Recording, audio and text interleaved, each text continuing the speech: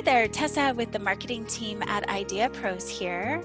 Today I'm chatting with Cary, co-founder and executive chairman of IdeaPros, and we're going to take a little entrepreneurial history peek at Fred's past and explore what makes him tick and why he's so good at what he does for IdeaPros. So Fred, how did you become an entrepreneur? I became an entrepreneur really at about 22 years old. And my story was that I was living in South Florida, and I would keep coming to San Diego, where I live now, in the summer. And every summer when I got here, there were fish tacos everywhere. And in Florida, there were no tacos at all, no kind of Mexican restaurants.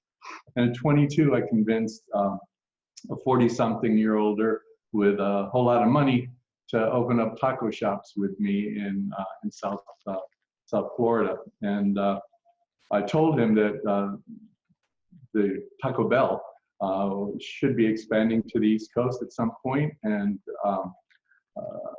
sure enough, in 3 years, we built 70 stores, and they came and bought us by the time I was 24. And then I became an entrepreneur again and again after that. It's something that's in your blood and never leaves. Most entrepreneurs, when they're working their 9-to-5 job, no matter how high up they are in that ladder, there's just something that's not quite right, and something that just doesn't fire when you're working for somebody else. And the true entrepreneurial spirit happens to come out from inside you, and it doesn't matter what it is, whether it's bubblegum or a new brain surgery device, whatever it is, that spirit is the same. And it's that creative energy that people have. They see something and there's something that's missing. This sector could use these things, and it keeps you up at night. And if you have that inside you, it will never quench. I had several other successes since then, more mature me. Several of which are, one company was Boxlot, and Boxlot's a great example actually of how an entrepreneur needs to be able to be open-minded and to be able to pivot their ideas. As good as your idea is, it may not work, but that doesn't mean it's a bad idea. It means that there are other ways to tackle the problem. And with Boxlot, we started out as an online auction company right around the same time eBay was just gearing up, but they were about 6 months ahead of us, and they stayed about 6 months ahead of us. And even though we had auctions that were a lot more respectable, for example, we sold a coin for $2.5 million. One coin, was really auction-worthy things, where eBay was selling trinkets. But they got so far ahead of us that I realized that we couldn't really catch up to them. And over the long term, that Boxlot was not going to make it as an auction house. And we had an engineering staff of about 30 engineers. And I got them focused on building technology instead of focusing on the auction side of it. So we built this incredible technology that within 18 months of our existence, a public company called InfoSpace came over and offered to buy us for $120 million. And that was 18 months into this. And because I was able to pivot from auctions to software, they later were able to use that same software to work with companies like Amazon and eBay and Yahoo and all those companies. So it became the software itself that became the prized possession. So I think that was a really good undertaking. I think another one, Path One Network Technologies, is the company that I took public.